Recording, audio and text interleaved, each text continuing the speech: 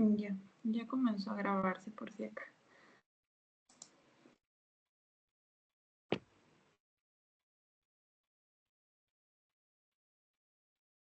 ¿Se ve mi pantalla? ¿La del caso clínico? Sí. Ya. Vamos a ver casos de gastro. Si es que alcanza el tiempo, podríamos tocar un poquito de neumo. Pero más que todo nos vamos a centrar en gastro porque en el examen que van a tener van a haber varias preguntas de gastro, cardio y lo demás va a ser las demás especialidades, ¿no? Como hemato, neumo y lo demás que hemos visto. Me gustaría que interactúen también, porfa, para que esto sea más ameno y no sea un monólogo. Así que si es que alguien me puede ayudar con la lectura del primer caso, porfa. Ya dice, un hombre de 44 años acudió al servicio de urgencias inmediatamente después de un episodio de hematemesis. Su historia clínica incluye cirrosis secundaria a hepatitis C. El examen físico muestra ictericia escleral y angiomas aracniformes. Su abdomen está distendido con matidez cambiante a la percusión. El examen rectal revela heces de color marrón. ¿Cuál de los siguientes vasos de la circulación portal contribuyó más directamente al sangrado de este paciente? Ya.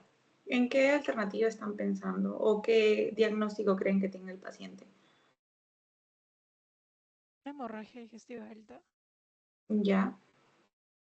Comenzando porque estamos ante una hemorragia digestiva alta y sabemos que la hemorragia digestiva alta puede deberse a úlceras, por ejemplo, que va a ser lo más frecuente. Tenemos a la úlcera péptica, que se divide en la úlcera duodenal, la úlcera gástrica, pero también puede deberse a varices esofágicas, ¿no? Cuando, por ejemplo, el paciente tal vez tiene una patología por una hepatitis crónica que esté llevando tal vez a una cirrosis o tal vez un paciente que sea alcohólico crónico que también te puede llevar a una cirrosis. En este caso, te están diciendo que la historia clínica del paciente incluye una cirrosis secundaria a una hepatitis C. Recuerden que la hepatitis B y la hepatitis C son los tipos de hepatitis que más van a cronificar, más que todo la hepatitis B. También te dice, el examen físico muestra ictericia escleral y angiomas aracniformes. Su abdomen está distendido con matidez cambiante a la percusión y también tiene heces de color marrón, por eso es que ustedes mencionan una hemorragia digestiva alta, que ya debido a una complicación de esta cirrosis de este paciente. Y la pregunta es, ¿cuál de los siguientes vasos de la circulación portal contribuyó más directamente al sangrado de este paciente? ¿Cuál creen que sería la clave? Gástrica izquierda. Ya, ¿por qué dices que es la vena gástrica izquierda? Porque es junto la esofágica más la gástrica izquierda, lo que hace una unión portosistémica también. En este caso tenemos que recordar a las uniones portosistémicas, ¿no? Tenemos tres importantes. Tenemos, por ejemplo, a la unión gastroesofágica. Tenemos también una que se va a ubicar en el ombligo. Y la última unión portosistémica es la rectosigmoidea. ¿Qué tal? Hola, Jennifer, ¿cómo estás? Te lee el doctor Nieves, un segundito nada más. Sí, continúen. Disculpa más bien para que continúes. Te quito un segundo. ¿Qué tal, chicos? Buenas tardes. Aprovechando que Jennifer está dando esta actividad académica que ha sido solicitada, ¿no? por ustedes como parte de sus exámenes finales, que deseamos que a todos a sus exámenes finales que deseamos que a ustedes les vaya excelente en sus últimas evaluaciones. Por favor, informar a todos sus compañeros que las evaluaciones van a ser la otra semana, ¿no? Que ya se les informado a los delegados, pero aprovechando que también hay estudiantes acá que no están en el grupo de delegados, es para que puedan tomar en consideración para la siguiente semana. Y chicos, entonces cualquier cosita, Jennifer les va a estar dando acá las pautas o muchas de las preguntas enfocadas a casos clínicos que van a venir para el examen. Te agradezco, Jennifer, por esta actividad que estás haciendo como siempre y atentos a los chicos, por favor, para su examen. Gracias, Jennifer. Ok, estaba hablando de las anastomosis venosas. La primera, unión gastroesofágica, la segunda que se ubica en el ombligo y la tercera es la rectosigmoidea. La primera, que es la unión gastroesofágica, como lo mencionó la compañera, va a estar dada por la vena gástrica izquierda y por las venas esofágicas.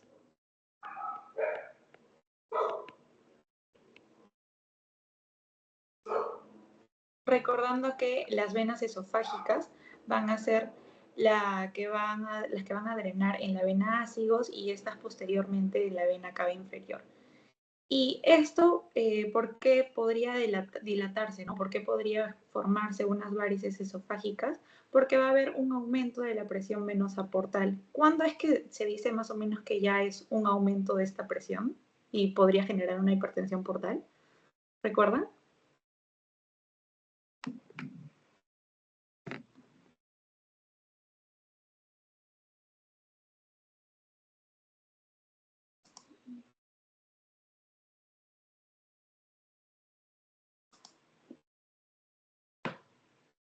¿Recuerdan, chicos?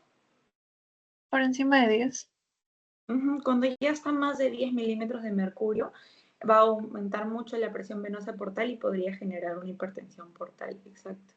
Entonces, esta unión gastroesofágica nos va a dar lo que conocemos, ¿no? Las varices esofágicas y las que se localizan en el ombligo van a ser ¿quiénes? Los vasos epigástricos con los vasos periumbilicales.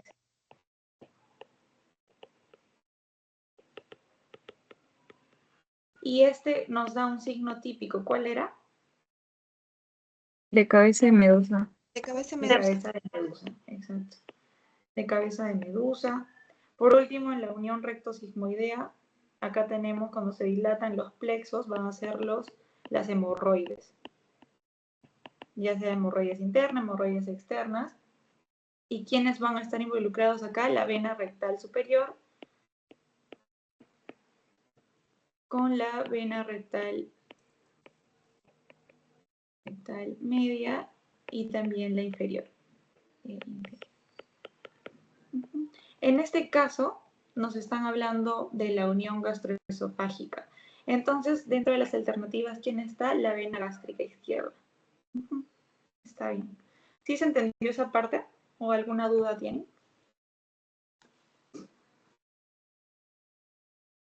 ¿Puede volver a repetir, por favor? Ya.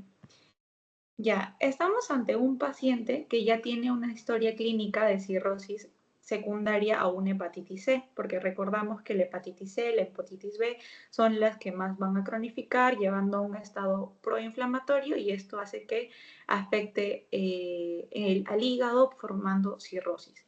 Entonces, este paciente ya está teniendo una complicación de la cirrosis por una hipertensión portal, donde se está afectando la unión portosistémica que conocemos que es la unión gastroesofágica, que es uno de los tipos de uniones de portosistémicas que tenemos, ¿no? La primera es la unión gastroesofágica, la segunda la que se ubica en el ombligo y la tercera que es la unión rectosigmoidea.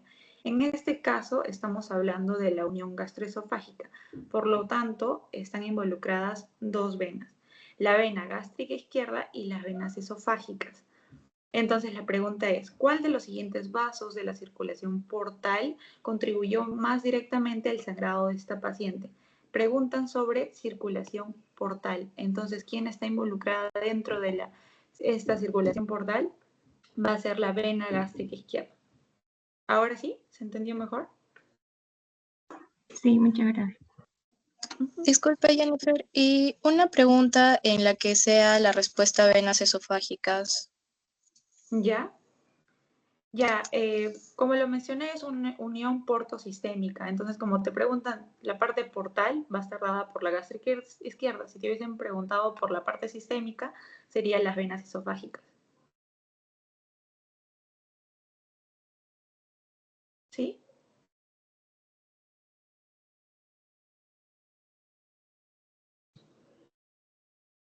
Gracias, Jennifer. Ya, el siguiente caso. ¿Alguien podría ayudar leyéndolo, por favor?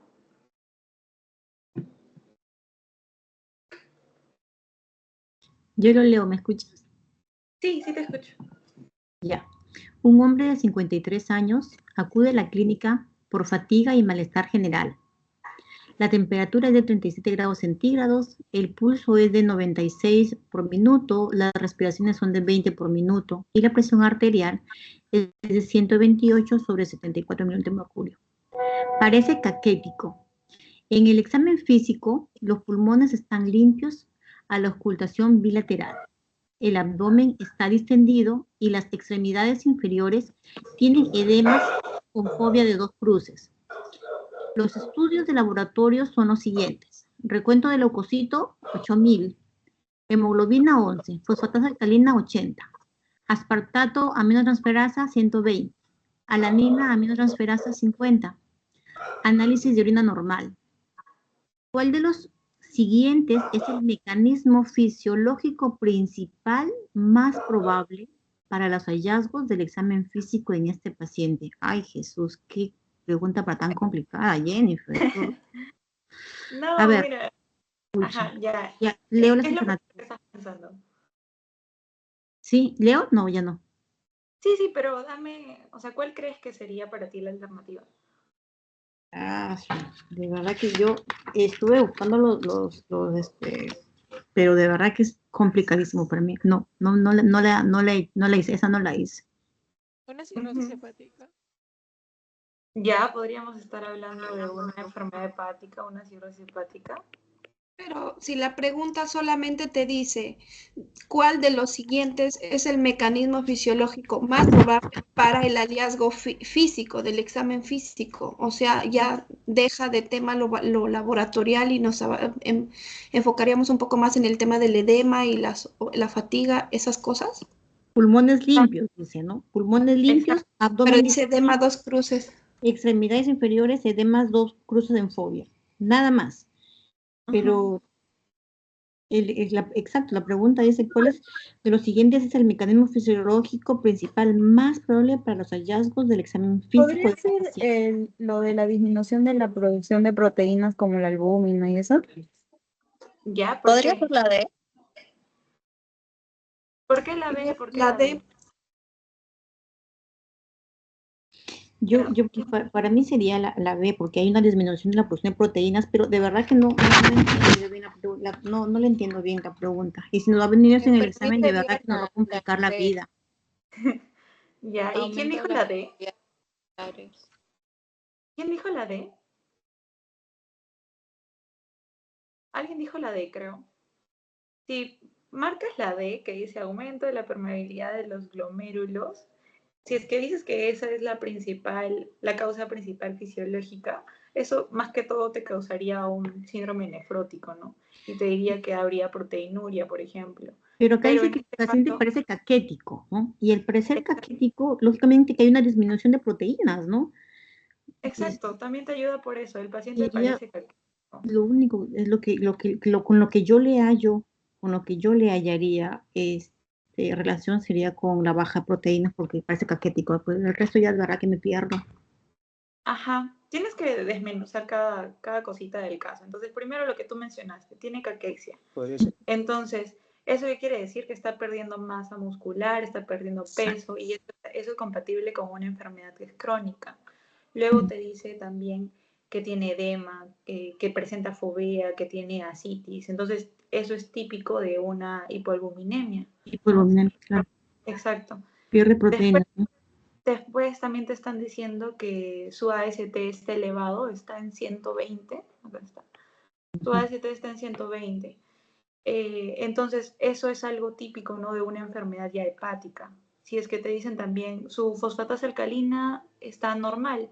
Entonces es menos probable de que se trate de una colestasis, algo biliar, ¿no? Luego te dicen que su análisis de orina está normal, entonces ya te están descartando una enfermedad renal como que sea causa de la producción de ese edema.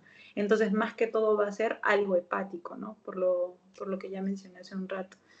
Entonces, ¿qué es lo que está pasando aquí? El paciente está presentando algo clásico de lo que es la hipoalbuminemia, que va a ser secundaria a una enfermedad hepática crónica, y eso está llevándote a y todo eso. Entonces, lo que más tiene relación a lo que he mencionado es la disminución de la producción de proteínas séricas. Está bien lo que habías mencionado, no dudes de No estoy lo tan que mal. pensaste. Es que, ¿sabes qué? Confunde con tanto dato que da, o sea, que te pone la fosfatasa-alcalina, se confunde tanto, de verdad que no entiendo por qué Ajá, hacen es eso. como para distraerte, pero recuerda que, o sea, tal cual lo pensaste, que el paciente estaba más flaquito, tú dijiste, ah, ya bajo de peso, como también dijo Leslie, me parece que dijo más que guiarse por el examen físico. Entonces, no duden. También recordarles que todo eso tiene que ver, ¿se acuerdan de la ley de Starling?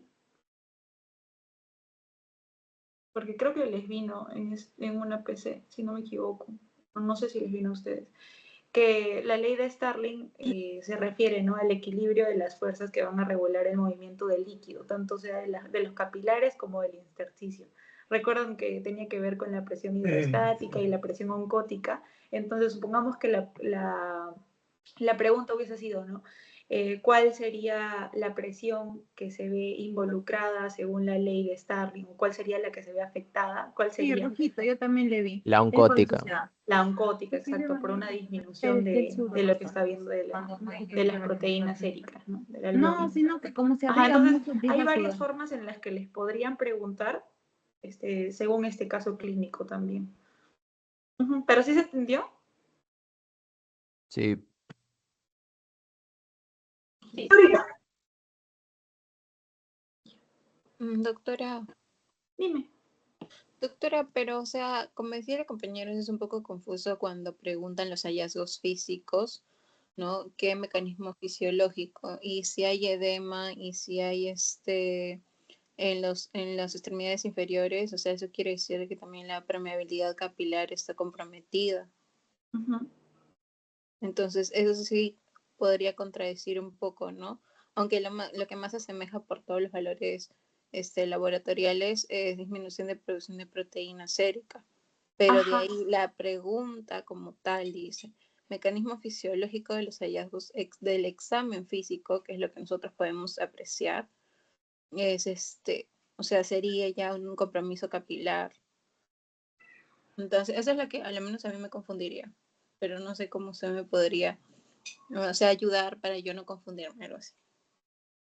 Ahí más que todo, como te mencioné, tendrías que guiarte también de los valores que te dieron, ¿no? Del TGP, del TGO, de todo eso también. O sea, no tanto solo del examen físico, sino también de lo demás, para que puedas tener un diagnóstico fijo. Porque si no, también podrías estar pensando de una enfermedad cardíaca o una enfermedad renal, ¿no? Porque cualquiera de estos también te puede llevar a un edema. Pero tienes que guiarte de los demás criterios para poder decir que es una enfermedad hepática crónica. Ah, ya, entonces en ese caso estaría bien porque más que todo me refería a la pregunta, ¿no? O sea, probable para los hallazgos de examen físico. Por ejemplo, si dijera para los hallazgos laboratoriales de este paciente, ¿cuál sería el mecanismo fisiológico? Creo que ahí sí ya iríamos más que todas las proteínas. Pero está bien, doctor. Aquí. Ya, siguiente. ¿Alguien podría leerlo, por favor?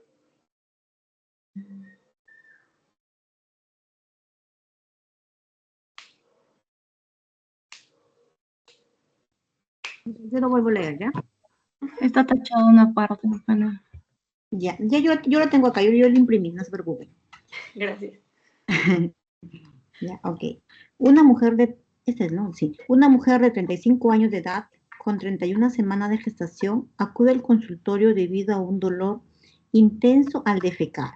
Sus síntomas comenzaron hace un mes con un picor perianal leve, pero ha empeorado hasta incluir un dolor anal significativo, con heces ocasionales.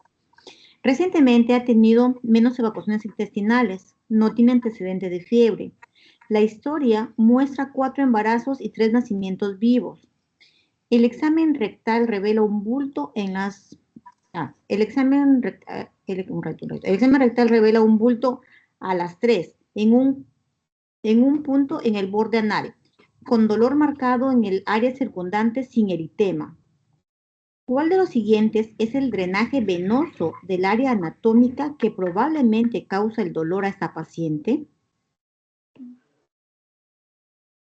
Sí. Aquí habla del drenaje venoso, ¿no es cierto? Ahí está la rectal inferior, pues, ¿no? Que es la que, Sería la rectal inferior. claro, que es la que drena toda esa zona. Exacto, porque estamos hablando de por debajo de la línea pectínea. Exacto. Ajá. ¿Y cuál es el diagnóstico del paciente? Hemorroides externas. Ajá, una hemorroides externa. Siempre sí, porque además en la gestación el paquete hemorroidal ¿cómo es? Se inflama más. Ujú. Aumenta la presión y podría dilatarse los plexos externos, ¿no? Y algo característico que presenta dolor marcado en el área circundante. Y habíamos hablado en la clase que el tipo de hemorroides que van a doler son las hemorroides externas. Y el picor también. Ajá. El prurito, sí.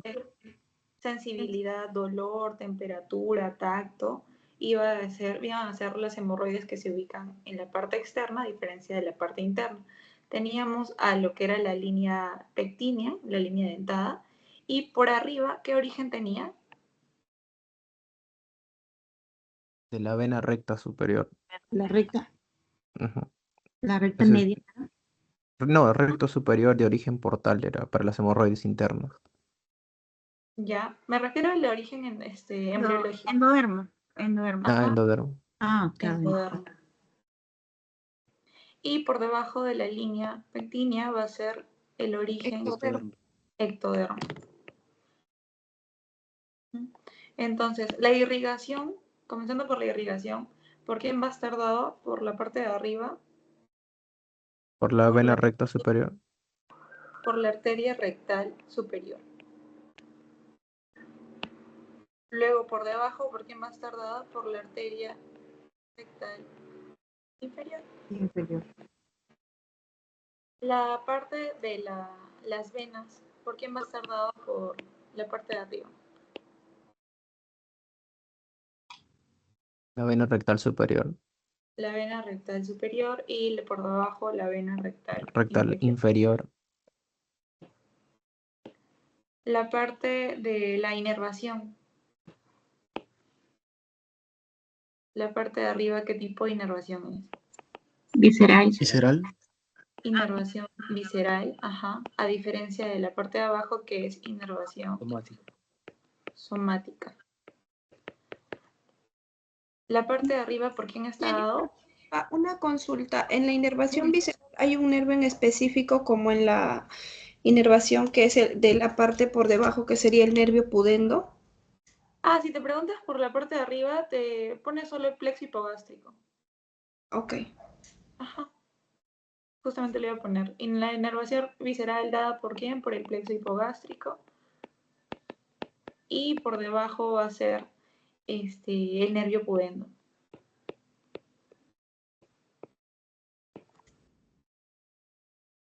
La parte del drenaje linfático, ¿por quién estaba en la parte superior?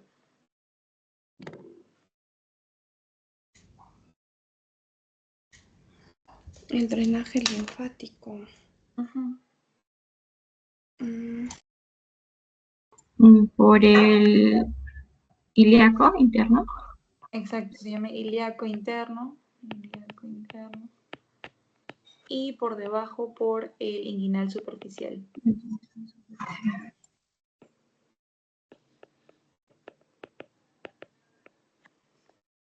Entonces acá les han preguntado sobre el drenaje venoso y hablando de una hemorroides externa sería por la vena rectal inferior.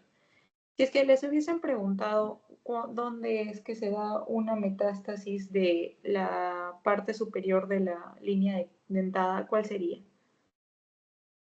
Pulmones. La Corresponde a un adenocarcinoma. hígado. Hígado. Ajá, exacto, corresponde a un adenocarcinoma, lo más frecuente, Es hígado.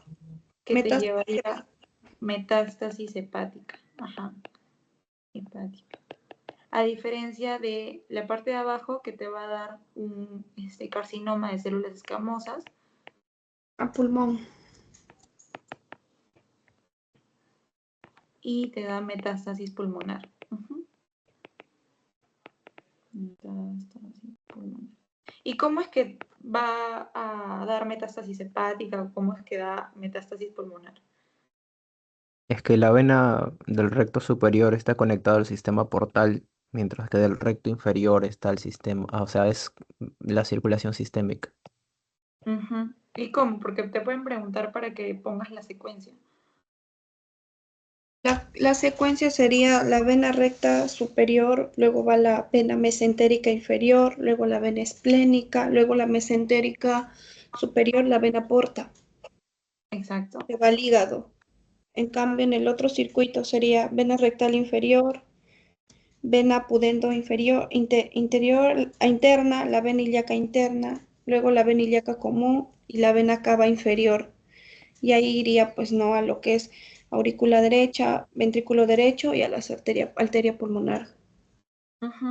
Sí, lo mencionaste bien. La vena rectal superior se dirige o desemboca en la vena mesentérica inferior. Esta vena mesentérica inferior va a confluir en la vena esplénica, la cual esta vena esplénica con la vena mesentérica superior van a formar a la vena porta y esto se va a dirigir al hígado. Por eso es que va a dar una metástasis hepática. A diferencia de por debajo de la línea pectínea, donde vamos a tener el drenaje de la parte venosa, ¿por quién? Por la vena rectal inferior, la cual se va a dirigir a la vena pudenda interna. Esta pudenda interna se dirige a la vena ilíaca interna, luego esta vena ilíaca interna a la vena ilíaca común y esta vena ilíaca común va a desembocar en la vena cava inferior y por eso es que se va a dar una metástasis pulmonar. ¿Alguna pregunta con respecto a este caso?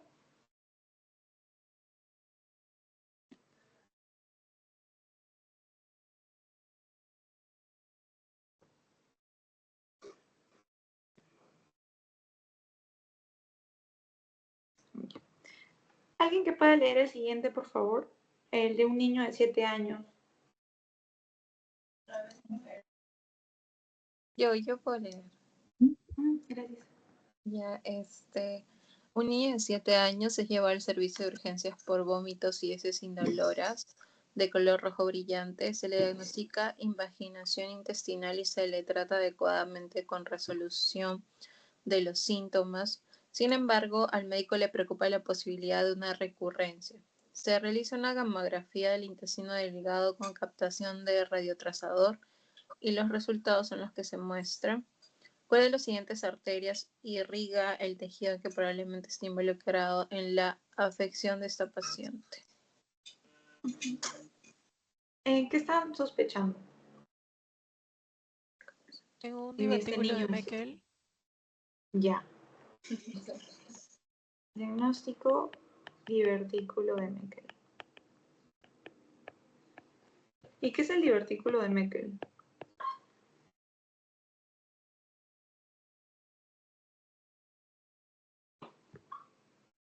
El divertículo de Meckel va a ser un rezago del conducto vitelino y se va a dar justamente cerca a la válvula ileocecal. Por ejemplo, acá tenemos al colon ascendente. Acá tenemos a la válvula ileocecal. Acá está el ilion. Y a 60 centímetros más o menos se va a ubicar el divertículo de Meckel. Entonces, ¿cuál es la ubicación de este divertículo de Meckel a nivel del ilion? Y este divertículo de Meckel suele contener lo que es la mucosa gástrica, ¿no? y esto puede secretar ácido y puede causar incluso úlceras y sangrado. Entonces, en este caso es un pacientito, un pequeño que tiene diagnóstico de divertículo de Meckel y se le ha diagnosticado con invaginación, que justamente es una de las complicaciones del divertículo de Meckel, así como las hemorragias. Se preguntan cuál de las siguientes arterias irriga el tejido que probablemente esté involucrado en la afección de este paciente. Entonces, para eso tenemos que recordar que habíamos hablado de lo que era el intestino primitivo, ¿no? Que teníamos a la 4ª semana, teníamos un origen endodérmico y este intestino primitivo se dividía en lo que era el intestino anterior, el intestino medio y el intestino posterior. Lo que era el intestino anterior, ¿de dónde a dónde iba? Del Esófago hasta la segunda porción duodenal. sí. Desde el esófago hasta los 2/3 proximales, el duodeno. Porque el intestino medio va a estar dado desde ese tercio distal del duodeno. ¿Hasta dónde? Hasta los 2/3 proximales del colon transverso.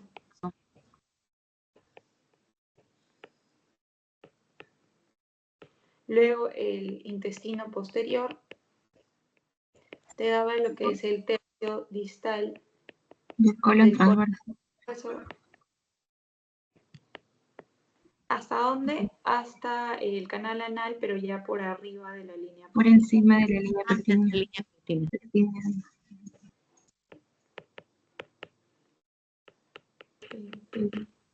Entonces, acá teníamos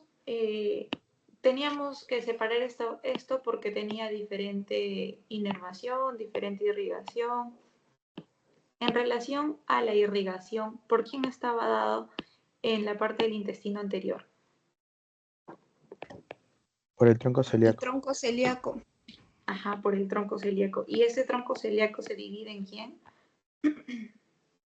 Gástrica izquierda, hepática común y esplénica. Gástrica izquierda, hepática común y la arteria esplénica. Luego, los 2/3, bueno, el intestino medio, ¿por quién está irrigado? Por la mesentérica superior. Mesentérica superior. Por la mesentérica superior. ¿Y el intestino posterior, por quién está irrigado? Mesentérica inferior. Mesentérica inferior. Ajá. ¿El tronco celíaco a nivel de qué vértebra está? A nivel de la T12, ¿no? T12. A nivel de T12. Mesentérica superior. L1. Y mesentérica inferior. L3. A nivel de L3. Ajá. Entonces, si nos preguntan sobre el divertículo de Meckel, que les había mencionado que está a nivel del ilion, entonces, ¿cuál sería la arteria que va a irrigar ese tejido? Sería a nivel del intestino medio. ¿Sería mesentérica superior? Mesentérica superior. Exacto, mesentérica superior. La mesentérica superior. ¿Sí se entendió ese casito?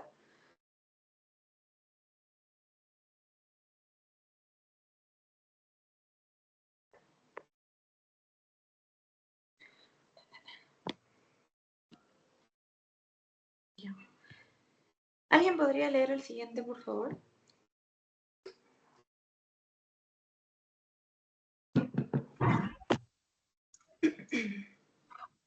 Yo lo leo.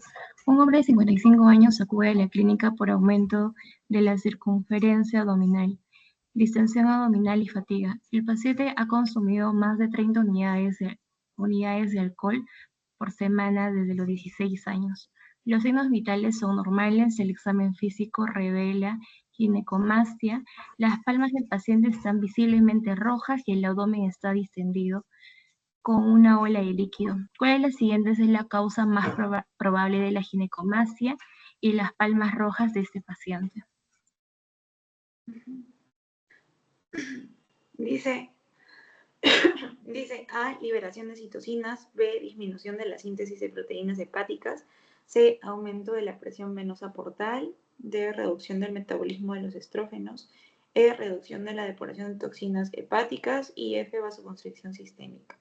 ¿Cuál creen que sería la respuesta? El doctor había comentado que por una alteración de los estrógenos.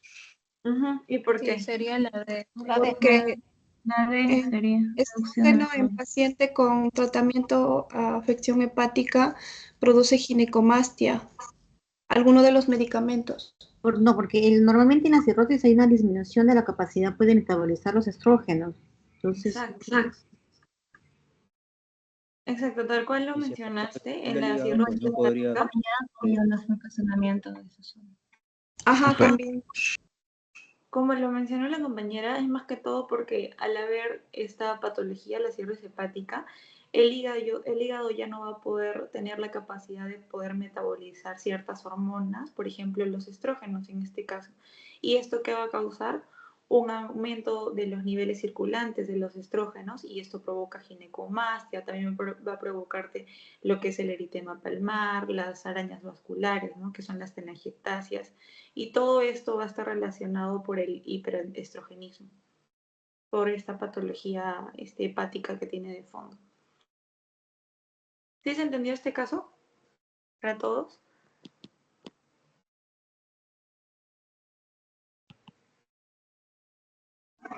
sí, ese está un poco más, ese está más comprensible.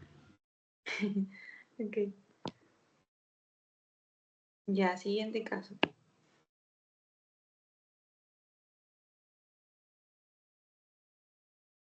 Este lo sacan por lo que he explicado hace un rato, cuando estábamos hablando de hemorroides, de lo que está el drenaje, la inervación, irrigación, de dónde está la parte linfática, de la parte de arriba de la línea pectínea y por debajo de la línea pectínea. Ya, yo leo. Un hombre de 63 años acude a su médico de atención primaria con un bulto en la ingle. El examen físico revela ganglios linfáticos inguinales superficiales izquierdos palpables e hinchados. La aspiración con aguja fina de un ganglio linfático agrandado muestra células escamosas malignas. ¿De cuál de los siguientes sitios es más probable que se hayan originado las células malignas encontradas con la aspiración con aguja fina? Ahí ese es un carcinoma de células escamosas y ese es el ano. Ya estaba mencionando el lente, pero el epitelio escamoso que presenta. Sería por debajo de la línea pectínea, es la que da el carcinoma de células escamosas. Ajá, el carcinoma de células escamosas dada por debajo de la línea pectínea, y como lo había mencionado, por debajo de la línea pectínea está dada la parte linfática por el nervio inguinal superficial, y justamente te dicen, por el nodo inguinal superficial, y justamente te dicen, revela ganglios linfáticos inguinales superficiales, palpables e hinchados, ¿no? Es por eso que se está dando esto. ¿Sí se entendió este casito? Creo que está menos complicado que los anteriores. Sí. Sí, está bien. ¿Alguien que lea por favor? Yo lo leo. Una mujer de 22 años acude a la clínica debido a una creciente falta de aire, debilidad y fatiga. Tiene antecedentes de sangrado menstrual abundante. El examen físico revela pérdida de cabello, coiloniquia y mucosas pálidas. Los estudios de laboratorio muestran una concentración de hemoglobina de 6, una concentración de hemoglobina corpuscular media 24, hemoglobina por célula, un volumen corpuscular medio 65 femtolitros y una amplitud de distribución de eritrocitos al 17%. ¿Qué parte del tracto gastrointestinal es responsable de absorber el nutriente del que es más probable que este paciente presente esta deficiencia? ¿En cuál crees que sería la clave? ¿Qué están preguntando? Duodeno. ¿Y por qué sería duodeno? Ahí se absorbe el hierro la mayor Es una parte. anemia ferropénica secundaria pérdida crónica. Ya, diagnóstico, anemia ferropénica, ¿verdad? Sí, es microcítica. Ajá. es una microcítica, entonces es una anemia ferropénica. ¿Y dónde es que se absorbe el hierro? El En duodeno. el duodeno se van a absorber los metales divalentes, ¿no? Vamos a tener acá al hierro, al calcio, al magnesio, también se va a absorber el cobre. El helio, ¿qué absorbe? En su porción terminal es la B12, B12. Ya. La cobalamina. B9 Las sales biliares. también. Exacto, los ácidos biliares también. Y también vamos a tener a las vitaminas liposolubles. ¿Cuáles son las vitaminas liposolubles?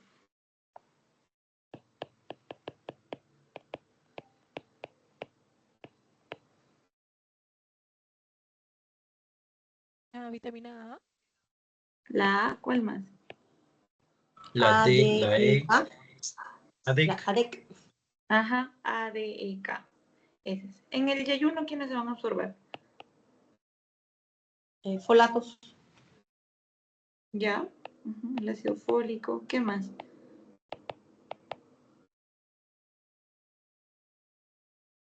La vitamina, el zinc, por ejemplo, ¿dónde se absorbe?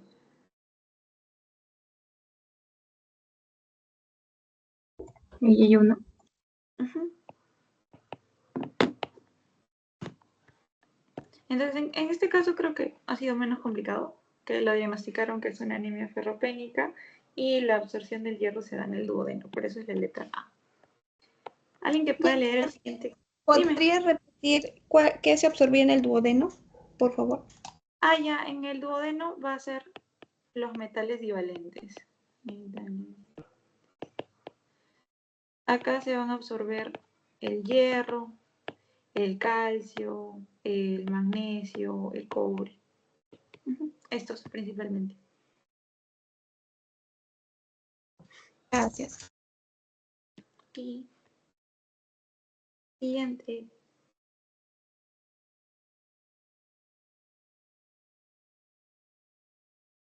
¿Alguien que lo pueda leer, por favor?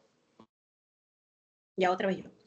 En un estudio de investigación se utilizaron voluntarios sanos para determinar las concentraciones basales de electrolitos en las secreciones gastrointestinales. Los sujetos consumieron un bolo de alimentos y los investigadores midieron la velocidad de flujo, las concentraciones de electrolitos y el pH en varios sitios a lo largo del tracto gastrointestinal. Los datos obtenidos de un sitio de recolección se utilizaron para construir la figura que se muestra. ¿Cuál de los siguientes órganos es probablemente el responsable de los cambios registrados en el gráfico? Ya, en ese gráfico, ¿qué es lo que pueden apreciar?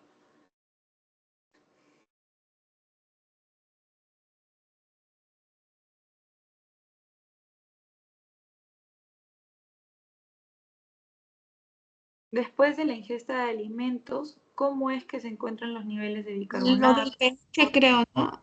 El pH. Aumentados. El El bicarbonato, bicarbonato aumenta después de la ingesta. ajá. Claro, bicarbonato y sodio están arriba. ¿Y el cloro cómo está? El cloro disminuye Disminuye. el nivel de potasio. Si te das cuenta, el sodio está dentro de sus valores normales, por ahí aproximadamente. Lo que más se ve afectado después de la ingesta de la comida, en este caso ha sido el bicarbonato y el cloro, que el cloro ha disminuido y el bicarbonato ha aumentado. Entonces, ¿cuál de los siguientes órganos es probablemente responsable de esos cambios que se ha dado? El páncreas. El estómago. Estómago. ¿El páncreas exocrino? ¿Por qué dices el estómago? Es que todos estos cambios se refieren a la producción de ácido clorhídrico. A la marea alcalina parece La que... marea alcalina.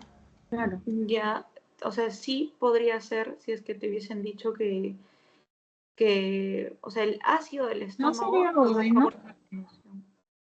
Ya, el ácido del estómago va a producirte una disminución del pH, pero acá te está dando como un mecanismo compensatorio tal vez de esa disminución del pH después de la ingesta de alimentos que va a activar justamente la bomba de hidrogeniones potasio TPasa, va a haber un aumento del bicarbonato y una disminución del cloro. Y justamente esa característica, ¿no?, de aumento de bicarbonato y disminución del cloro va a ser más que todo por la secreción del páncreas. que se va a estar dada por una estimulación de la comida, ¿no? Como lo mencioné acá, después de haber consumido los alimentos, es que se da este aumento de bicarbonato y disminución del cloro. ¿Por qué? Porque esto va a ayudar a neutralizar el contenido del ácido que ha sido proveniente del estómago, ¿no? Al duodeno. ¿Sí se entendió esa parte? Sí. O sea, es producto del De jugo. nuevo, Jennifer, please. Es En así, este caso, dime. es producto del jugo pancreático todo este cambio de... Ajá, Ok. es por la secreción del páncreas. Ujú. ¿Por qué? Como lo repito, ¿por qué? Porque la secreción del páncreas justamente se va a caracterizar porque va a estimular, ¿no?, a la liberación de bicarbonato y una disminución de cloro después de la ingesta de los alimentos. Ujú. ¿Y por qué? Para poder neutralizar el contenido ácido que ha provenido del estómago hacia el duodeno.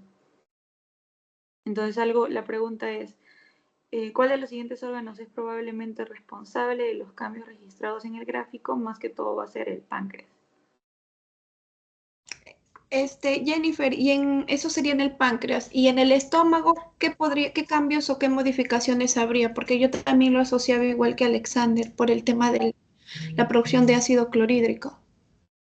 Claro, lo que pasa es que la pregunta aquí dice cuál es el órgano probablemente responsable de los cambios. No dice cuál es el órgano que sufre los efectos de los cambios, sino dice cuál es el órgano responsable de los cambios, cuál es el órgano que te está produciendo el bicarbonato, que está enviando el cloro. Yo imagino que por ahí va la pregunta, ¿verdad, no? Exacto, es justamente lo que mencionaste, el que está haciendo esos cambios que se muestran en el gráfico, ¿no? Si es que te hubiesen hablado ya algo de la bomba de hidrógeno, de hidrogeniones, potasio, TPasa, ya lo más probable es que la respuesta hubiese sido el estómago. Pero no Pues, se está hablando de eso en directamente. otras palabras, la pregunta es ¿cuál es el órgano que ocasiona esos cambios? Ajá, ¿Cierto? exacto. Ajá. Ok. Ajá. Entonces, páncreas.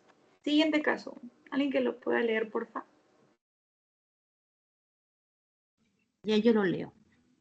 Ya, gracias. Una mujer de 65 años acude a su médico de atención primaria y refiere síntomas de debilidad generalizada, mareos y diarrea durante los últimos meses. También refiere una sensación de hormigueo en los pies. Su historial médico es significativo para hipotiroidismo.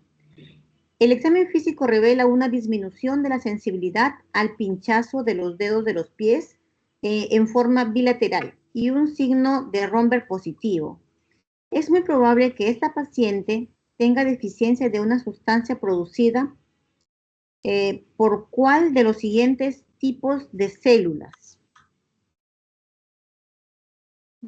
¿En cuál crees? ¿Qué células crees que está hablando? Parietales. Hace una afección neurológica, ¿no? Uh-huh. Sí, justamente te está diciendo de un signo de Romberg positivo y también disminución de la sensibilidad al pinchazo en los dedos de los pies. Hay una neuropatía Por periférica. deficiencia de vitamina B12. No, parietales. Parietales. Claro, son células parietales. Parietales, ¿no? Uh-huh. Uh-huh. Células parietales. Pero es una Jennifer, neuropatía producida por deficiencia de vitamina B12. Pues, ¿no? Jennifer, Ajá, el diagnóstico no sería una anemia perniciosa, o sea, porque en esta no va a haber, ya que es de causa inmune, no va a haber producción del factor intrínseco. Entonces va a haber un déficit de factor intrínseco y estas células lo producen como tal.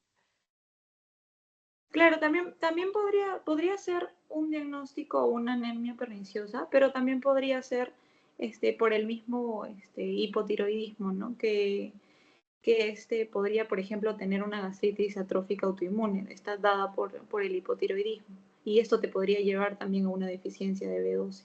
Pero también el diagnóstico que tú has dado también es correcto. Y en cualquiera de los dos también se podría estar afectando las células parietales, ¿no? Uh-huh. Entonces, en este caso de las células parietales, ¿qué producen las células parietales para que digan que estas estén afectadas? Es que estas producen el ácido clorhídrico y en el factor intrínseco para la absorción de la vitamina B12 en este caso. Ujú, exacto. Justamente habría una disminución del factor intrínseco, habría una disminución de la absorción de la vitamina B12 y esto te generaría una anemia de tipo megaloblástica, ¿no? Y te tendría que estar dando unos síntomas neurológicos, como los menciona aquí, romper positivo, disminución de la sensibilidad. En el caso de las células principales, ¿qué producen estas? Pepsinógeno, Pepsinógeno. que es la forma inactiva de la pepsina para la Ujú. digestión de Con ácido proteínas. clorhídrico se convierte en pepsina. Ajá. Para las proteínas. Ajá. Las células G. Gastrina. La gastrina. Gastrina. Ajá. ¿Y qué produce la gastrina? ¿O qué es, a qué estimula? ¿No era la producción de ácido clorhídrico? A la producción de ácido clorhídrico, exacto. Acá podríamos aprovechar en hablar de la gastrina, que habíamos dicho que cuál era el estímulo para la secreción de la gastrina. La presencia de comida, ¿no? Aminoácidos. Los alimentos. Los alimentos ricos en aminoácidos. El ¿Cómo triptófano cuáles? y la fenilalanina. Ajá, la fenilalanina, el triptófano. Porque la fenilalanina va a ser precursor ¿de quién? De las catecolaminas, y el triptófano va a ser precursor ¿de quién? De la serotonina. ¿Y cuál va a ser la función, ¿no?, de esta gastrina? Va a estimular a la bomba de hidrógeno potasio ATPasa para que se pueda liberar el ácido clorhídrico en la célula parietal. Teníamos un receptor de la gastrina, ¿recuerdan cuál era? El CCKB o CCK2, creo. Ajá, CCKB o CCK2. La colecistoquinina B. Exacto, porque compartía o era de la misma familia de la colecistoquinina. Y este CCKB va a ser metabotrópico. ¿A quién está unido? GQ. A la proteína GQ. ¿Esto qué quiere decir? Que va a tener un efecto positivo sobre la bomba de protones. ¿Y esta bomba de protones es qué tipo de transporte? Primario. Activo primario. Activo primario. Activo primario. Activo primario. Tenemos también una patología que se relaciona a los niveles elevados de gastrina, que lo mencionamos en clase. ¿Cuál era? Solinger-Edison. Ajá, el síndrome de Solinger-Edison, que te predispone a la formación ¿de quién? De los gastrinomas. Por eso es que van a haber niveles elevados de gastrina, y lo malo de eso es que el pH va a estar muy ácido. Al estar muy ácido se desnaturaliza ciertas enzimas que nos van a servir, por ejemplo, para la digestión de las grasas. ¿Y esto cómo se va a manifestar clínicamente? Con esteatorrea.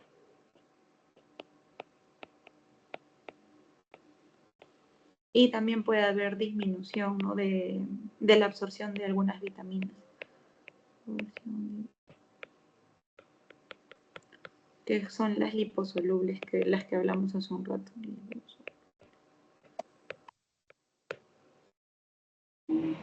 Esto es en relación a la gastrina. Luego, las células I, ¿qué van a producir?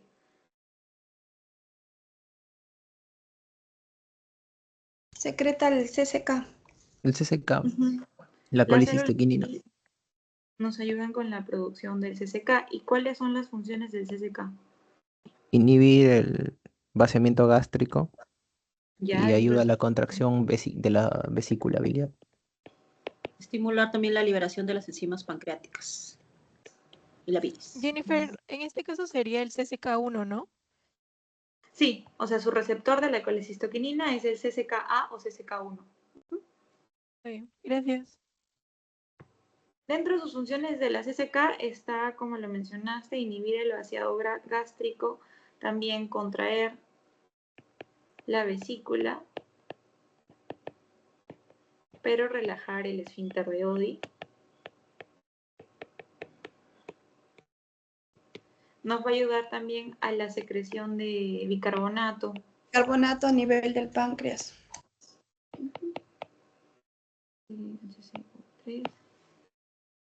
Esas son sus funciones principales.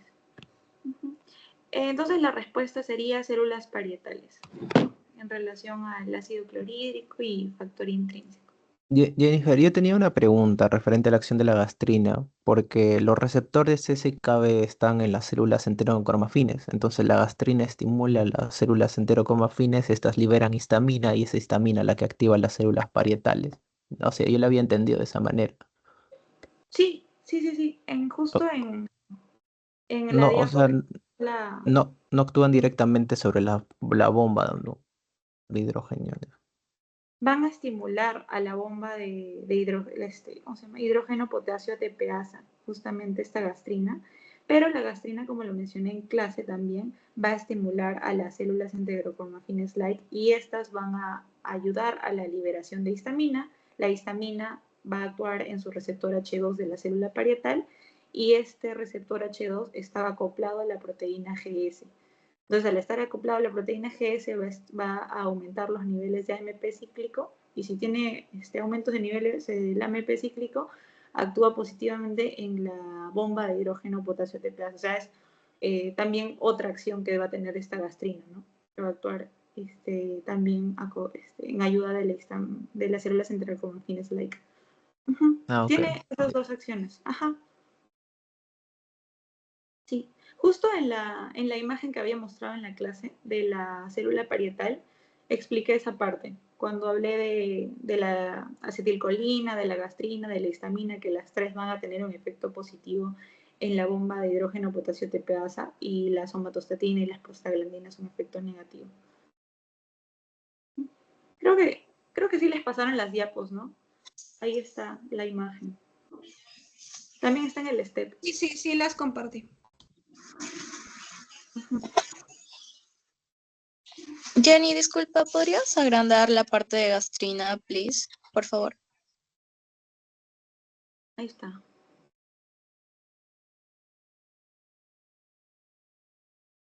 ¿Me avisas? Gracias. Sí, ya está, Jenny, gracias. Aquí. Siguiente. ¿Alguien que lo pueda leer, por favor?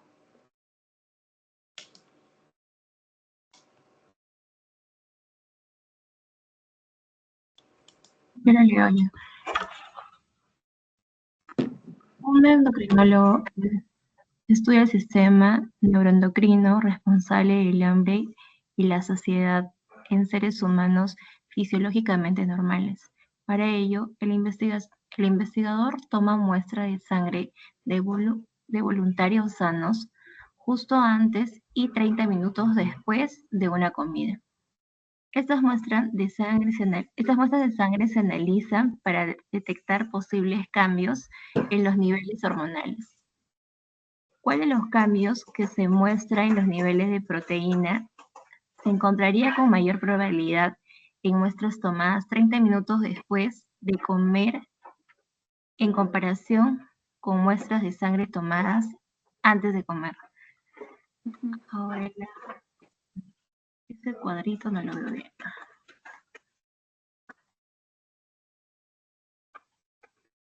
Ahora lo ves mejor porque lo he agrandado. ¿Cuál creen que sería la respuesta? A, La B, B. C, D, E. La B porque, bueno, ahí está la grelina, el neuropéptido y la lectina, y la grelina como el neuropéptido son las que disminuyen después de comer y la lectina es la que aumenta, pero en un poco más de tiempo lo que leí yo. Ya. ¿Cuál me has dicho, B o D? La B. B. Es la D. Es la D. Es la D. Está bien lo que me has dicho, pero justo lo que me acabas de decir concuerda con la letra D. Sí, como decía, con más tiempo estaba ahí entre, bueno, la lectina era la que decía, ¿no? Aumenta, pero en un poco más de tiempo, o sea, como que podía ser o N o podía ser bajo, entonces, ¿cuál será? B, dije yo. Lo que pasa es que si dices B, estarías diciendo que la grelina va a estar aumentada después de haber consumido alimentos. Y es lo contrario, porque la grelina que va a ser secretada por el estómago es la hormona del hambre. Entonces, cuando va a aumentar el apetito, aumenta antes de comer, pero disminuye cuando ya ingieres los alimentos. Y esta tabla te muestra... Ya vi la flecha, sí, sí. Todas tienen que estar Ajá. para abajo, las dos primeras y la de abajo. Bueno, la última que sale es de la D, porque no... Tendría que estar, Exacto. bueno, si estaría abajo o estaría en rayita, estaría esa, ¿sí o no? Exacto, ajá. O sea, lo que estabas pensando estaba bien. Solo que es la letra D. Está bien la Sí, la grelina, deben acordarse que es la hormona del hambre, va a disminuir después de la ingesta de alimentos y justamente en este caso dice después de 30 minutos de haber comido. Luego el neuropéptido Y, que va a ser secretado por el hipotálamo, va a ser un estimulante del apetito, entonces aumenta cuando hay hambre. Justo también cuando la grelina está alta, el neuropéptido Y también va a estar alto. ¿Y qué quiere decir eso? Que va a disminuir después de la comida. A diferencia de la leptina, que esta va a ser la hormona de la saciedad. Voy a ponerlo acá mejor. Grelina es la hormona del hambre.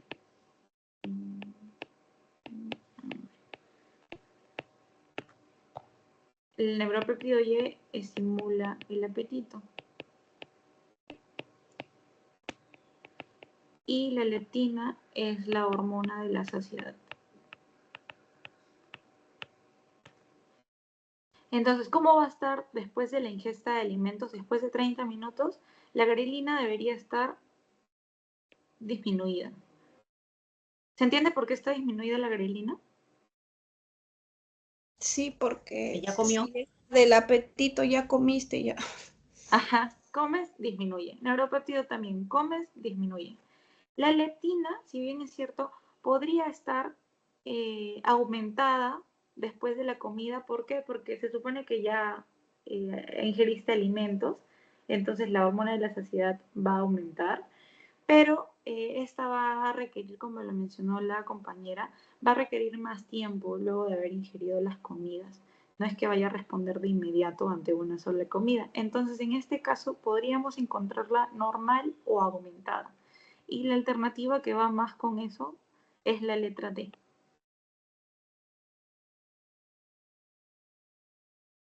¿Sí se entendió?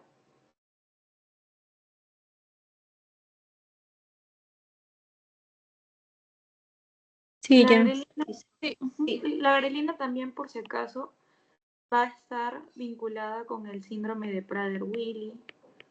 En este síndrome, los pacientes podrían estar más propensos a la obesidad porque esta grelina va a estar aumentada, entonces van a tener mucha hambre. Y también está vinculada al bypass gástrico, pero en este caso de bypass gástrico, la grelina va a estar disminuida. O sea, un paciente que después de que se haya hecho un bypass gástrico, la grelina va a estar disminuida. Y en síndrome de Prader-Willi, la grelina va a estar aumentada, por si les ponen esos casitos.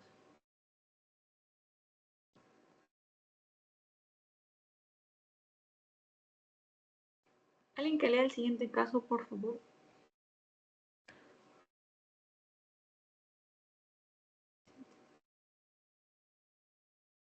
Ya yo lo leo. Un hombre de 42 años acude al médico debido a un dolor abdominal intermitente en el cuadrante superior derecho, que se presenta con mayor frecuencia después de comidas copiosas. El dolor a veces se irradia al hombro derecho y el índice de masa corporal del paciente es de 34. ¿Cuál de las siguientes es la causa más probable de dolor asociado con este paciente? Ya es algo de lo que ya hemos estado hablando hace un rato. ¿Cuál creen que sea la respuesta? La liberación de la colicistoquinina. Lo veo. La liberación de Sí, colecistoquinina. la ve, la ve. Claro, Porque el No estímulo... venga comidas opiosas. teniendo un cólico Exacto. biliar en este momento. Justo les había mencionado en clase que el caso clásico que les llaman poner para marcar colecistoquinina es un dolor en el hipocondrio derecho, luego de la ingesta de alimentos que son copiosos, ¿no? a la ingesta de grasas. ¿Por qué? Porque el estímulo para poder liberar colecistoquinina justamente van a ser los ácidos grasos, pero van a ser los monoacilglicéridos y los diacilglicéridos para liberación de esta colecistoquinina. Entonces va a ser... Dime. Esta es la hormona que también produce el dolor cuando hay el cálculo, ¿no? Porque es la que contrae la vesícula, ¿no? Exacto, si es que hay un cálculo, por ejemplo, en el conducto cístico, no va a poder liberarse el líquido biliar. Entonces la colecistoquinina va a hacer que la vesícula se contraiga, pero como no va a poder salir el líquido biliar por el cálculo, va a aumentar el dolor. También podría ser otro caso clínico que les coloquen en el examen. Ya, gracias.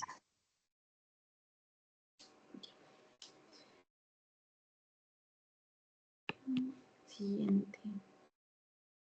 ¿Alguien que lea este caso, por favor?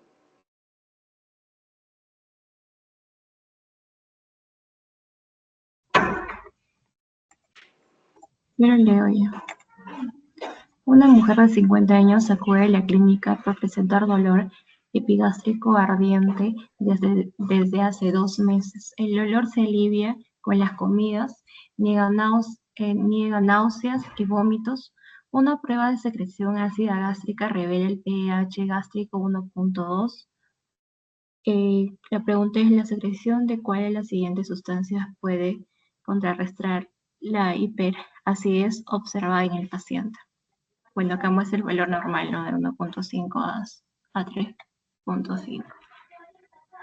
En este caso estaría normal, ¿no?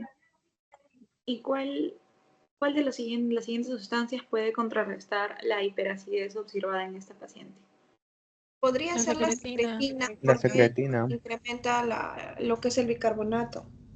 Exacto, justamente la secretina su principal función va a ser la secreción de bicarbonato pancreático y también biliar para poder tener un pH menos ácido, ¿no? Entonces, la respuesta sería secretina, que está secretada ¿por qué tipo de células? S. Las células S. En el duodeno. Otra pregunta que les pueden colocar: ¿cuál es el pH que va a estimular a la secreción de la secretina? Si es que se tiene un pH duodenal menor o igual de 4.5. Si es que ya es menor o igual de... Por fin, Jennifer, repite lo que dijiste. Allá. Para que se pueda liberar la secretina, el punto de corte, por así decirlo, para que haya un estímulo de la liberación de la secretina, va a ser un pH duodenal menor o igual de 4.5.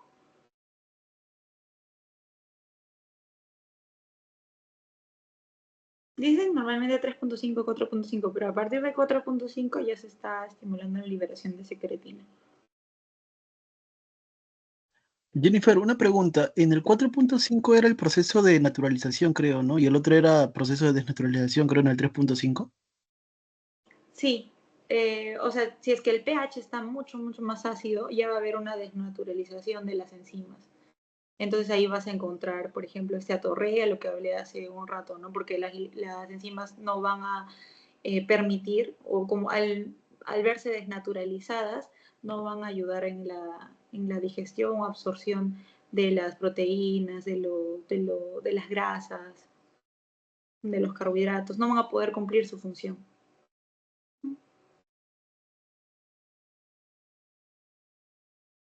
Gracias.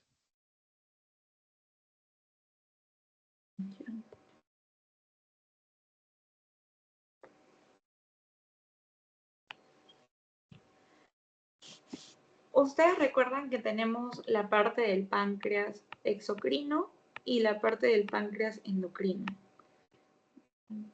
¿Cuál es el que abarca la mayor parte? ¿Endocrino o exocrino? El exocrino. Exocrino un 90%. 90%. Exocrino en un 90%, incluso más, va a ser la parte exocrina del páncreas. Y acá vamos a tener, ¿no?, a los ácidos pancreáticos. Y estos van a liberar o secretar enzimas que van a ser inactivas o algunas también que pueden ser activas. Las inactivas son los simógenos, ¿no? Exacto. Las que son inactivas son justamente los que mencionas, los simógenos, porque estos van a ser como precursores para que después las determinadas enzimas puedan activarse en diferentes lugares, como por ejemplo el intestino. Si es que se activa antes, o sea, en el lugar de donde se está produciendo, puede generar una pancreatitis, ¿no? Justamente la fisiopatología de la pancreatitis lo explica. Estos acinos pancreáticos también nos van a ayudar con la secreción de bicarbonato. Entonces, ¿esto que nos va a dar? Una secreción más alcalina, entonces el pH va a aumentar. Entonces, un ejemplo de esto es, por ejemplo, el tripsinógeno. Ese tripsinógeno se convierte en tripsina y esta ya va a ser la enzima activa. ¿Y gracias a quién se vuelve en tripsina? Enteroquinasa. ¿Enteroquinasa? Ajá, a la enterocinasa duodenal que tenemos en el intestino delgado.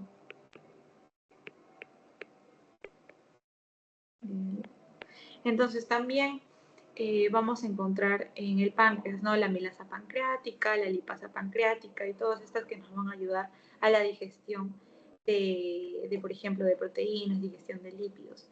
En relación a la digestión de los carbohidratos, ¿dónde es que esta va a comenzar? En la boca, con la enzima de amilasa. La saliva tenemos enzimas. En relación a la digestión de carbohidratos, esta comienza en la boca, como bien lo mencionaste con la amilasa salival. Esta, ¿cómo es también llamada? Tialina. Tialina. Y pregunta de examen puede ser ¿qué tipo de enlace tiene? Tiene un enlace alfa 1,4 glicosilado. ¿Qué es lo que va a pasar? Esta amilasa salival va a degradar a los polisacáridos. Como por ejemplo el almidón, al glucógeno. Vamos a tener posteriormente a los oligosacáridos y a los disacáridos, como por ejemplo la sacarosa, la lactosa, la maltosa. Y va a haber una parte del almidón, de este almidón, que no se va a degradar en el estómago, entonces va a tener que pasar por la amilasa pancreática del intestino. Y estos disacáridos van a pasar a ser monosacáridos por unas disacaridasas, que van a estar ubicadas en los enterocitos, en el borde cepillo de los enterocitos. Entonces, ¿cómo se llaman esas disacaridasas? ¿Recuerdan?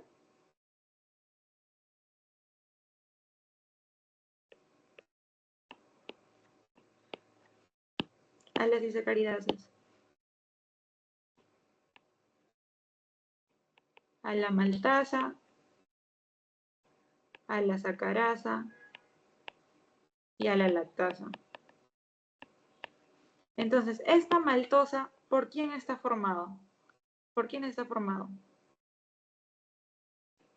Por una glucosa más otra glucosa. La lactosa, ¿por quién?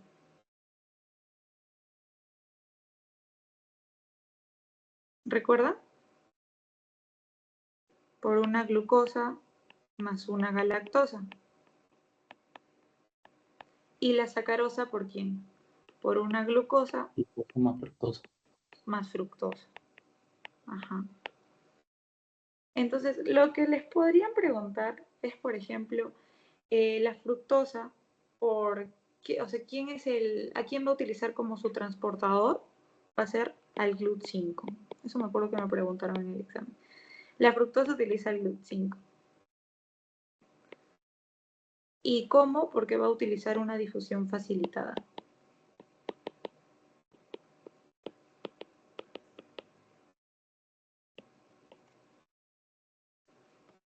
Luego también la glucosa y la galactosa. Exacto, va a ser por el SGLT1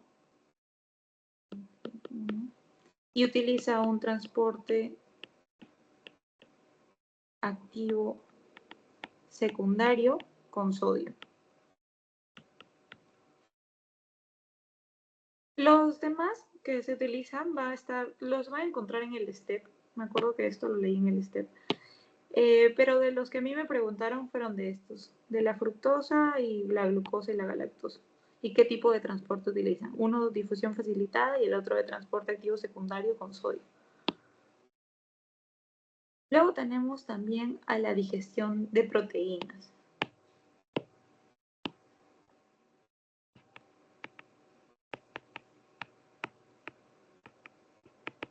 ¿Dónde es que va a comenzar esta digestión de proteínas?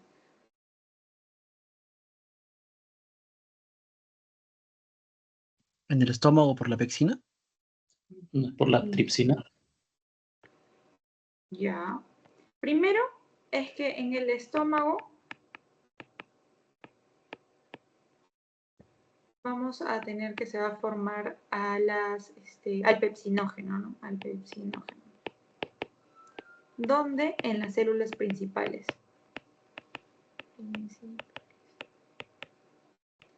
Y este pepsinógeno tiene que pasar a ser pepsina. ¿Por qué? Porque la pepsina va a ser la enzima que va a estar activa. ¿Y gracias a quién se da esa conversión? Entero. Gracias al ácido clorhídrico. El pepsinógeno se vuelve en pepsina gracias al ácido clorhídrico. Y este ácido clorhídrico, ¿por quién está dado? Por las células parietales o las células oxínticas. Recuerdan, en las células parietales nos daban el ácido clorhídrico y también el factor intrínseco. Y ese ácido clorhídrico dado por las células parietales nos van a ayudar en la conversión de pepsinógeno a pepsina. Y esta pepsina va a ser la que va a iniciar la digestión de las proteínas.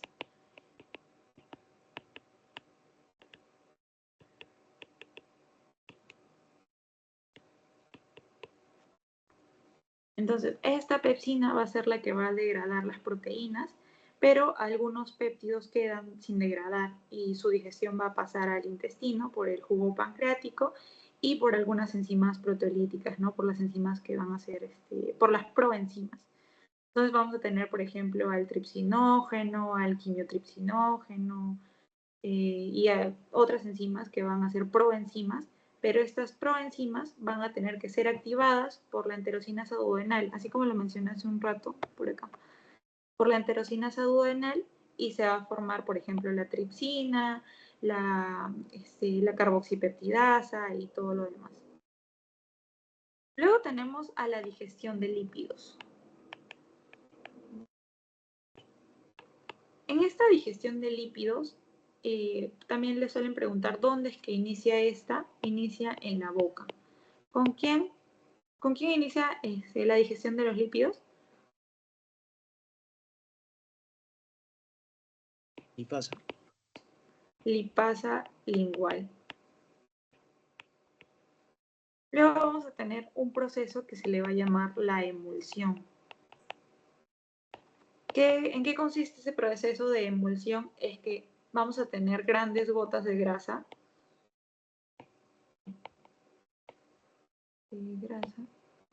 Que van, gracias a las sales biliares,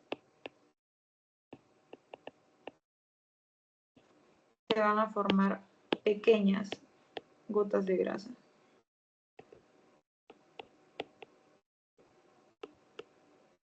Y luego estas pequeñas gotas de grasa, gracias a la lipasa pancreática, por ejemplo, la lipasa pancreática, se van a formar los ácidos grasos libres. Y también en los monoglicéridos.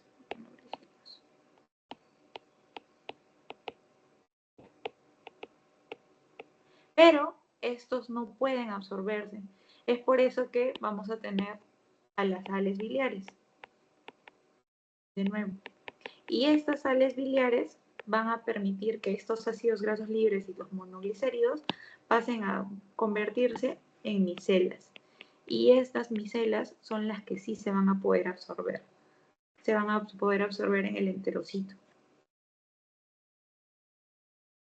Eso es lo que deben saber más que todo en la digestión de lípidos, digestión de proteínas, digestión de carbohidratos. Les he hecho como que un resumen rapidito para que puedan seguir leyendo del STEP. También me parece que lo leí en el STEP esto.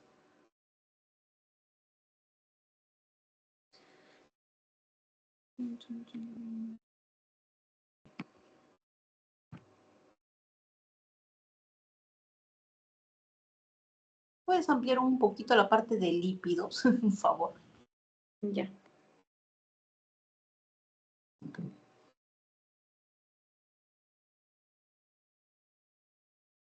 Ya, Jenny, gracias.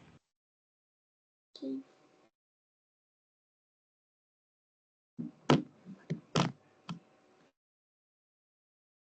Bueno, hemos terminado con la parte de gastro.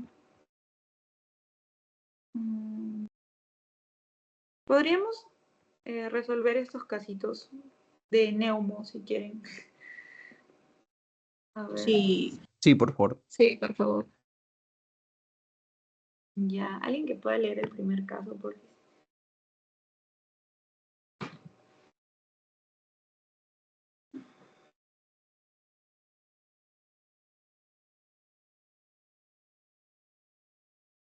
Ya yo lo leo. Un hombre sano de 19 años ha experimentado náuseas y fatiga desde que llegó ayer a una ciudad de gran altitud para una expedición de montañismo. Tiene disnea moderada al subir escaleras y caminar rápido. Se va con el equipo de la expedición a una altitud más alta para comenzar la escala. ¿Cuál de las siguientes complicaciones es más probable que ocurra en este paciente si comienza inmediatamente a escalar a gran altitud?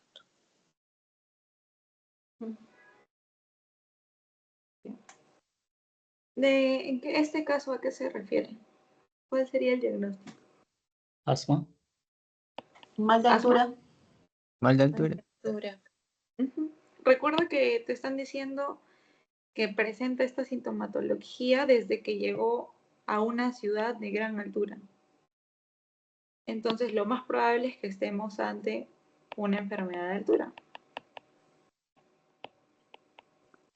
que también se le conoce como mal de monje.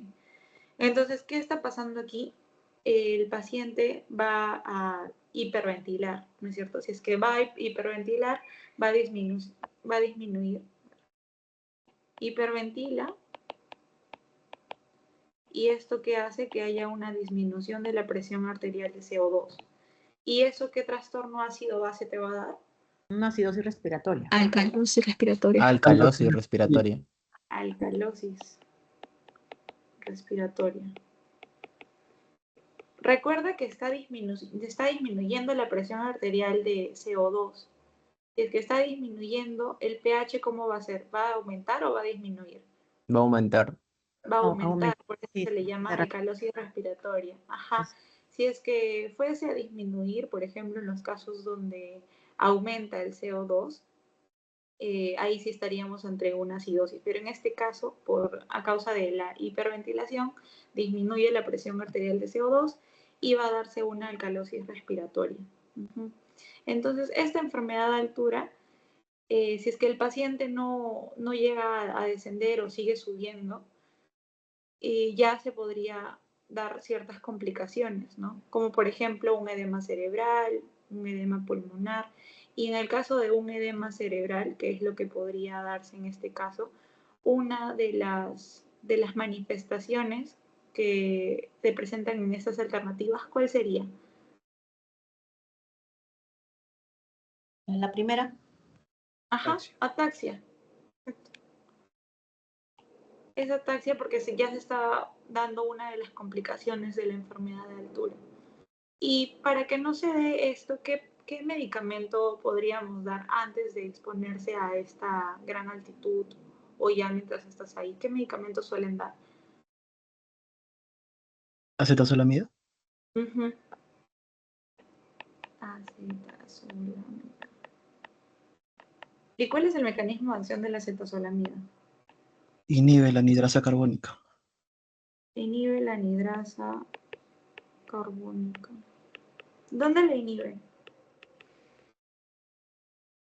¿Dónde es que actúa esta acetazolamida?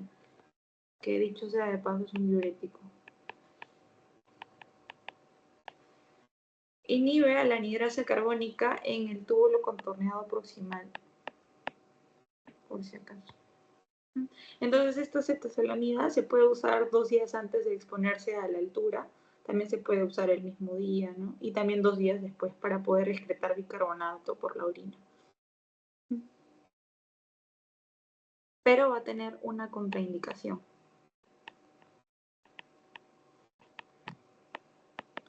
Por ejemplo, en la acidosis tubular renal. Esto más que todo lo van a hablar cuando lleven nefro. Pero con que en la parte de neumo se sepan que el diagnóstico es una enfermedad de altura y que va a haber de trastorno ácido-base una alcalosis respiratoria, está bien. Y como manejo, acetazolamida. ¿Sí se entendió este caso?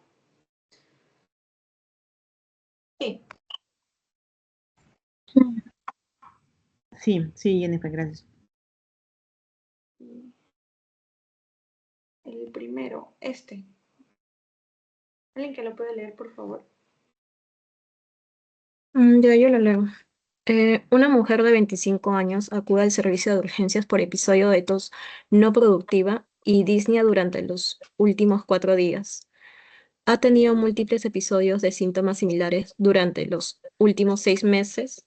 Ha fumado un paquete de cigarrillos al día durante los últimos 2 años y en la exploración se escuchan retracciones intercostales, aleteo nasal y sibilancias al final de la expiración en ambos lados. ¿Cuál de las siguientes es la explicación más probable de los síntomas de esta paciente? Ya, ¿cuál creen que sea? Guíense también de la edad del paciente. La edad, Ahora, pero como es un fumador, o sea, se tiene que haber malogrado los cilios, ¿no? Por el tiempo de fumar. Yo creo que es la reducción del aclaramiento ciliar, ¿no? Ya. Si tú dices reducción del aclaramiento ciliar, te estarías, por ejemplo, refiriendo a una disinesia ciliar primaria, ¿no? ¿Cómo se llama? El síndrome de Courtagener, casi me olvido. El síndrome, sí. ¿Te refieres a ese síndrome? Ya, pero tendrían que hablarte de más cositas, ¿no? El síndrome de Courtagener, ¿te acuerdas? Tenía una triada. Tenía dextrocardia, infecciones recurrentes, pero no, este caso no es tanto característico de una disinesia ciliar primaria. Puede ser No, la D. porque no Yo pienso que explicaría es la los B. síntomas que son reversibles La y E. episodios. la E, La B, La E. bronquios inflamados con neutrófilos.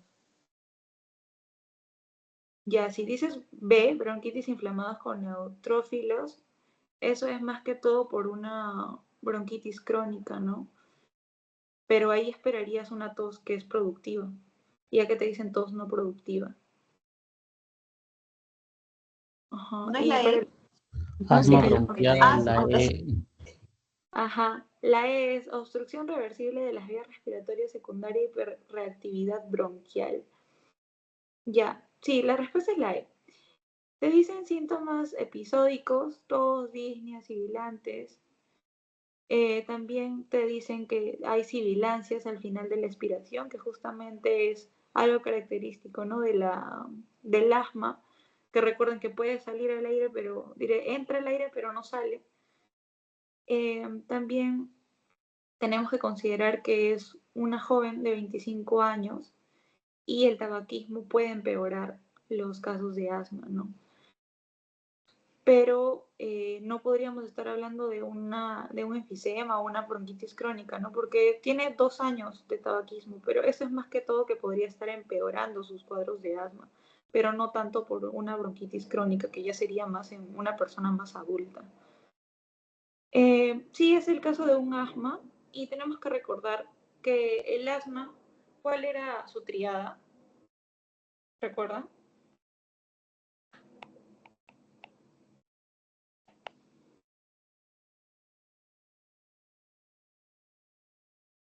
Una es que es reversible.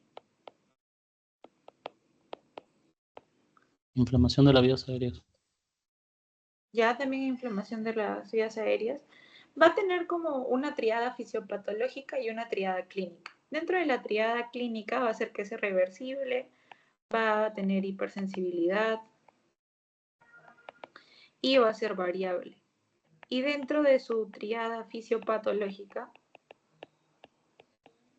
es que esta produce un edema de mucosa, produce una hipersecreción bronquial, y también va a producirte broncoconstricción. ¿No es broncoconstricción reversible? Ajá, exacto, es una broncoconstricción, pero va a ser de tipo reversible.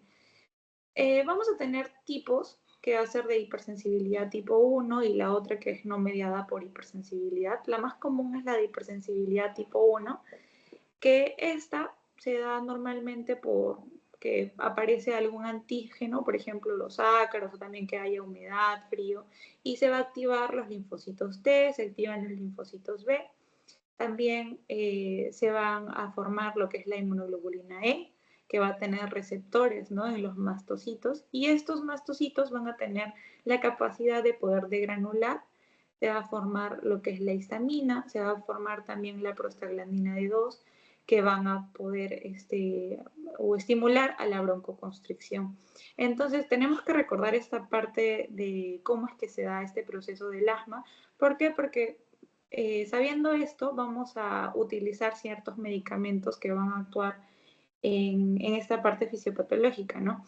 Por ejemplo, vamos a tener a los beta-2 agonistas, ¿como cuáles? Salbutamol. Como por ejemplo el salbutamol. ¿Y cuál es un efecto adverso del salbutamol? Uno frecuente. Taquicardia. Puede producirte taquicardia, puede producirte tremor en las manos, también puede producirte, por si acaso, hiperglicemia.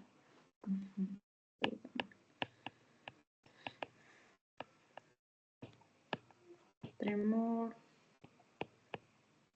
aumento de la frecuencia cardíaca, hiperglicemia. También vamos a tener a los antileucotrienos. ¿Cómo cuáles? Montelukast. Acá tenemos al Montelukast y al Sileutón. Pero actúan de manera diferente, ¿no? El Montelukast lo que va a hacer es inhibir al receptor de leucotrienos y el Sileutón lo que hace es inhibir a la producción de los leucotrienos mediante, ¿cómo es que lo hace? Inhibiendo a las 5-lipooxigenasa.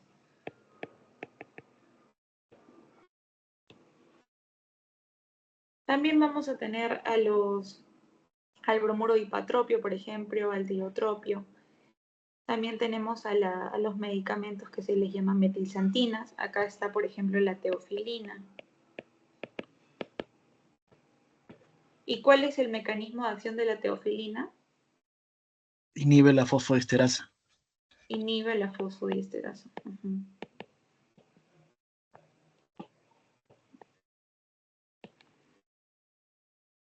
Estos son los medicamentos que suelen preguntar o que me han preguntado en algún momento en el examen. Me preguntaron sobre la teofilina y también me preguntaron, creo que en el examen que fue para marcar, sobre Sileutón, Montelukast y ya, bueno, con los beta-2 agonistas, ¿no? Como por ejemplo con el salbutamol.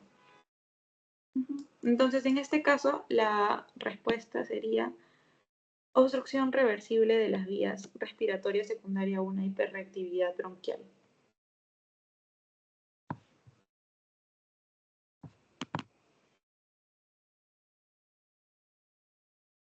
Ya chicos, eso sería todo con respecto al repasito. Muchas gracias. Gracias. Jennifer, gracias. Gracias, Jenny. Gracias. Si pueden enviar la grabación, por favor. Gracias, Jennifer. Sí, voy a enviar la grabación, no te preocupes. Jenny, sorry, una consultita. ¿Hicieron algo de cardio? No, no hemos tocado cardio hoy día. ¿Y no lo puedes tocar un ratito? Voy a ver si es que organizo otro repaso. Ojalá se dé, la verdad. Voy a Sí, organizar. por favor. Si puede ser para mañana mismo, Jenny, sería genial. Es que todavía tengo clases. No, me imagino, discúlpanos, de verdad que sí. Pero eres una de gran ayuda, de verdad que sí, Jennifer. Te lo agradezco mucho. Sí, doctora, muchas gracias. A ver si se puede para cardio. Sí, por favor. Porque como es bien extenso, a lo menos infartos. Y... ujú. Las pruebas de presión con casos clínicos, se podría.